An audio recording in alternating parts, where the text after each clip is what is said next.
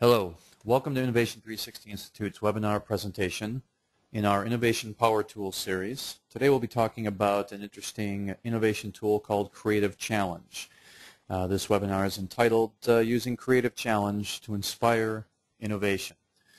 I'm going to talk to you briefly about the idea of an idea and how that actually differentiates itself from that of a concept. It's a good foundation for getting into Creative Challenge because once again we'll be talking about these jobs that need to be done. Our customers purchase our products and services because not because they have a specific performance expectation in mind, but they have a job to do, and that job that they're trying to do has an expected outcome.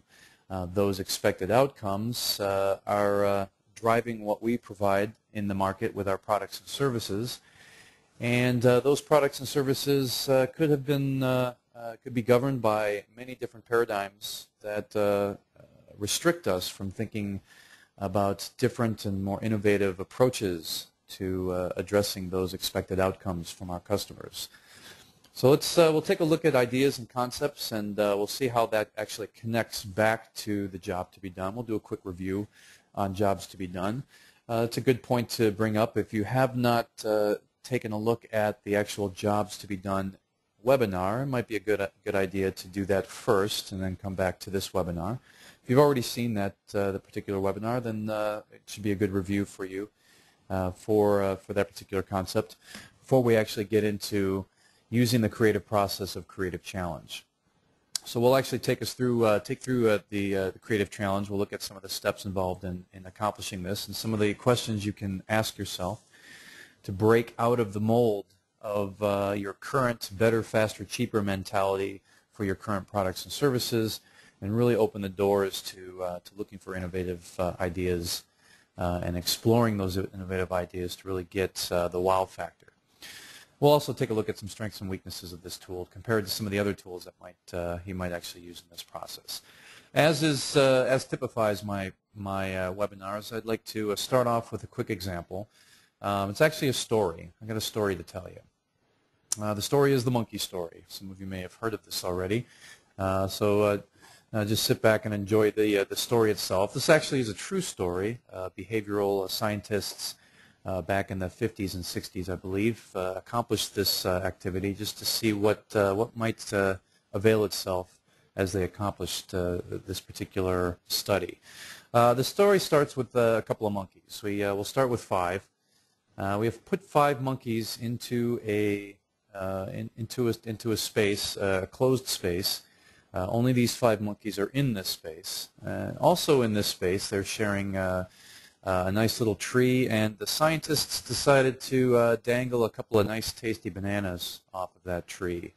To make it a little bit easier for the monkeys to get to the bananas, we'll give them a little staircase and allow them the opportunity to think about what is above those stairs. Now, of course, these monkeys enjoy bananas, and they're going to go to where the food is. Now, here's where the process actually gets a little exciting.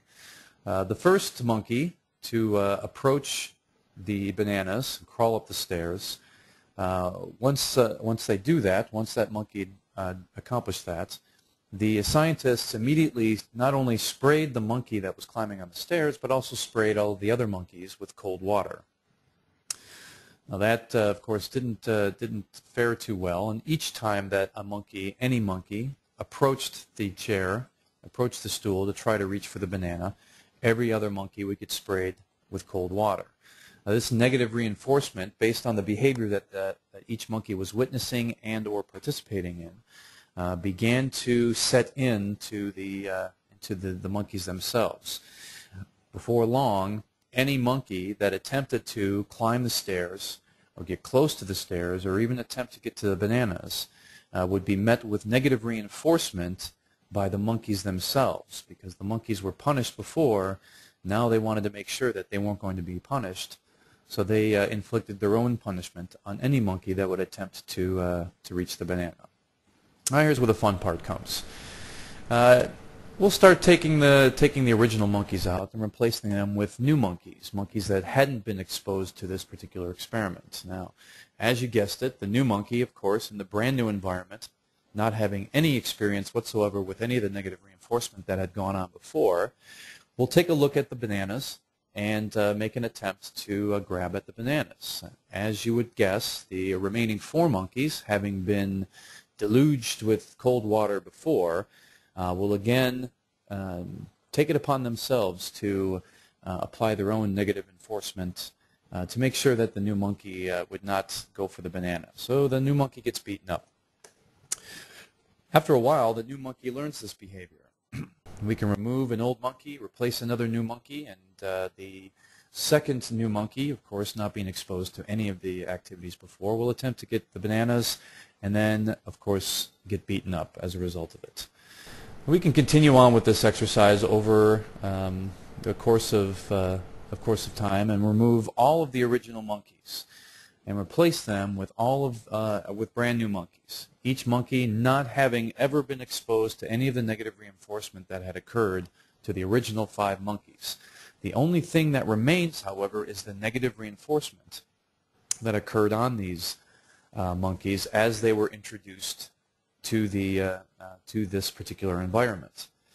So I guess the question is, even with all the monkeys that had been sprayed, had been removed, and none of the new monkeys still approached the bananas, why was this the case? Well, obviously the reason is because that's the way it's always been done around here. Now, I'm not going to try to say that our organizations are filled with monkeys. I'm going to leave that implication up to everybody else. But again, the behavioral characteristic and the reason for the actual study applies just as much in organizations as it does in this little experiment. Monkeys that have been exposed to and people that have been exposed to behavior and patterns to try to fit in will continue with those behaviors even if they don't understand why the behavior is there in the first place, even if they weren't even there at the onset. So what we want to do here, and the reason why I brought this story up, is we want to be able to break out of that mold. We have to look at our work processes and our products and services, and we have to consider the reason why those products and services are there to begin with. We have to ask ourselves, why is this the solution that we have chosen to hone and refine in the marketplace? And what is the true job to be done that our customers are using our products and services to handle whatever they're trying to accomplish.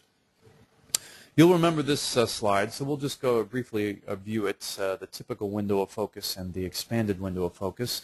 We talked about this in our Jobs to be Done webinar, where we mentioned that we typically, as a business, start off with our interpretation of our customers' expectations. We interpret those expectations in the form of performance and perception criteria.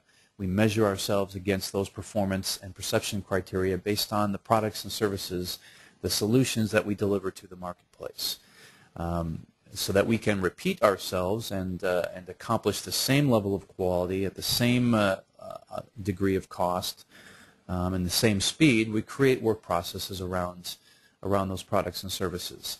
We can, of course, deliver process improvements and design improvements and continuously hone and refine better, faster, cheaper this process. But this is where we typically involve ourselves. To really drive innovation, though, we have to go beyond just our perception of customer expectations and get into the customer's minds themselves. We have to expand the window of focus so that we can really see what the actual jobs are that customers are trying to fulfill. Those jobs, of course, are going to create certain outcome expectations. These are the expectations that the customer is truly gauging our products and services by, not the performance and perception criteria that we evoke on our products and services. True innovation exists when we can tap into the jobs that our customers wish to be done, understand those jobs, understand the outcome expectations, and then innovate based on those outcomes, trying to divorce ourselves completely from what we've already created as a solution that we've provided to the marketplace. That's the paradigm that we have to break free from. So why would we accomplish such a task as a creative challenge? Again, the goal here is to try to enable us to question what we actually take right now for granted. What we take for granted right now is the fact that we already have a solution in the marketplace, and our typical behavior pattern is to try to refine and hone and create a better, faster, cheaper product or service that we've already created, rather than try to recreate something brand new that's completely different, that may not have any kind of proof that will be successful in the marketplace.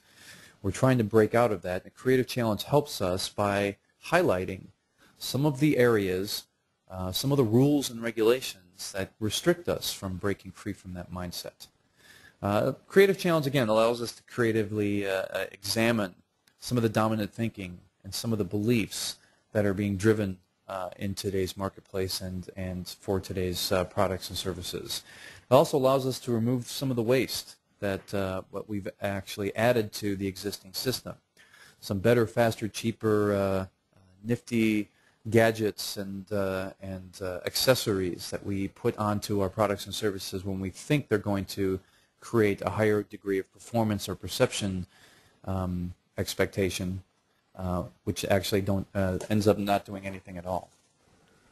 The last thing we can do here for Creative Challenge, of course, is to help optimize the system and help improve efficiency, giving us a better picture of really what it is we can work with and how we can actually make innovation occur in the delivery of products and services to the market. Let's take a look at the Creative Challenge process. It's a rather intuitive process, nothing mind-blowing here, so don't be too alarmed here. I'll just take you through step by step how we would actually accomplish the Creative Challenge process. First and foremost, of course, is to select the job that we wish to be done. What's the job to be done that we want to focus on with regards to our specific market and portfolio of products and services? We then want to develop a list of things that we actually take for granted related to this particular job to be done. Let's understand what's out there, for instance. Identify some of the observable features and characteristics that relate to our specific product and service offering. What's also the current thinking? What's the current mentality within our marketplace, not just within the delivery of our products and services, but within our entire industry? Use the checklist, for instance, for finding some existing thinking patterns around job to be done. I'll give you an example as we go further into the webinar. Once we develop that list of things that we take for granted, let's select some of the items from this list of things that we truly do take for granted, and then apply one or more of the challenge tools, which we'll call right now the Why ERA. Why do we do things? What's the reason for accomplishing and for allowing a certain rule to govern our products and services, and what alternatives might be out there that could help us out? Again, I'll go into detail as we go forward, and then we can choose some ideas generated from that step to actually carry out or apply from some other tool that's in our phase for generating ideas for improving this process. Let me take you through an example here, just again to give us some perspective on these steps. So first and foremost, select the job to be done. Let's say the job to be done here is I want to be able to access my money that's in my checking account with ease. That's the job that needs to be done. All right. I know there's plenty of jobs to be done with regards to money management and handling my checking account, but this is the one I want to focus on. Step 2, let's develop a list of things that we take for granted related to the job to be done. For instance, what's out there? What are some of the observable features and characteristics? Well, I know we've got a checkbook. We've got an ATM card. There's banking locations around town. I can walk in, or I can drive through, or I can even go to ATM machines that are around town. I can go to other ATM machines and still access my money with ease. What's the current thinking? What are some of the things that we do around this job to be done? I'll have to go to another slide here just to address that, but let's take a look at some of the current thinking here with regards to this particular job to be done. Some of the dominating ideas or belief, for instance. Credit card purchases that are made in person must include your ID card. You can use the card over the phone, and you can use the card for internet purchases. But you need that nifty little 3-digit code on the back of your card in order to actually accomplish this. What are some of the boundaries related to current thinking? Well, one boundary that I know of for sure is the size of that credit card. That ATM check card is the same size as all the other credit cards, which is the same size as most cards that fit into a standard wallet or billfold. That size, of course, is 85.5 roughly by 54 millimeters. There's also credit limits, which is another boundary that is placed within this current thinking. Those credit limits are calculated based on risk. How about some assumptions? Credit cards must match alternate ID signature. Credit extension must be profitable for lenders. These are some assumptions that we make based on our current thinking. Some of the essential factors: credit card PIN number, ID signatures, and then we can also talk about avoidance factors as another checklist. What are some of the things that we want to avoid when we're talking about this particular job to be done? Well, we certainly don't want to overdraw on the account because we know that that comes at a financial consequence. We don't want to have fraudulent purchases being made on our accounts. And we don't want to have any kind of unnecessary charges. We try to minimize that to the best of our ability. So we can go on and on about this. We can probably identify a whole litany of different forces that fit within this particular job to be done. The goal, of course, is to try to build a high quantity, a high number of different forces, because within these forces are the boundaries or the rules that actually restrict us from thinking outside or thinking of alternative means by which we can accomplish the job to be done. Keep in mind what the job to be done is for this example, because that'll help us come up with some alternative measures. All right, so step 3 in my example here is to select the items from a list that we take for granted. So let's just select these 3 here. I'm going to select credit cards must be carried with you in order to make purchases in person. The cards are plastic and they're of a certain size, 85 by 54. They have a magnetic strip or they have a chip implanted in the card itself. And credit cards can be used in person over the phone or over the internet. So I'm going to select those 3, and I'm going to try to generate a couple of boundary questions. So the creative challenge tool that I'm going to use here is called the YERA tool. And again, ERA stands for eliminate, reason, and alternative. So first questions I'll ask are the elimination questions. Does this particular issue have to be this way? Is it really necessary? Meaning, can I eliminate this particular boundary entirely from the list of boundaries that I have? If I cannot, if there is some reason for it, some regulatory reason, some industry standard reason, whatever the case may be, then I can go to the next question, which is the reason. What are the reasons why we have to have it this way? What are the reasons, and are those reasons still valid? And if they're not, then it gives us an opportunity to start thinking about alternatives. So what are the alternatives? Is this the only way to actually accomplish this work? Or accomplish this particular boundary? Are there other alternatives out there that we can explore? So the elimination questions are a challenging necessity. We want to look for ways that we can eliminate the boundary without actually making any other changes. And if we can drop it without making any other adjustments, yes or no. The reasoning questions are actually challenging the validity of the reasons. Are they still valid, and can we satisfy them or escape from them in any specific way? And the alternative, of course, is really looking at the uniqueness. Is this the only way to actually approach the solution or the boundary that you have? In this example here, I've got an example of something that should be quite familiar. It's a solution for a job to be done. That solution, of course, has a specific boundary, and it's there for a reason, and we've seen them all over, but we want to look at that and try to challenge its uniqueness. So here is an example, and we want to try to find alternatives.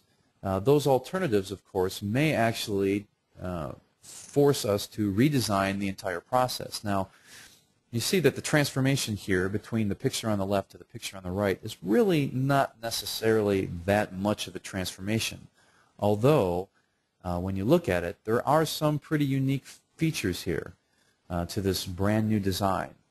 So that's really the thinking here. Creative challenge gets us outside of this paradigm of we have to have a certain solution and it has to be a certain way, and our only operational opportunities here is to just refine it, the current solution. That, of course, is not true.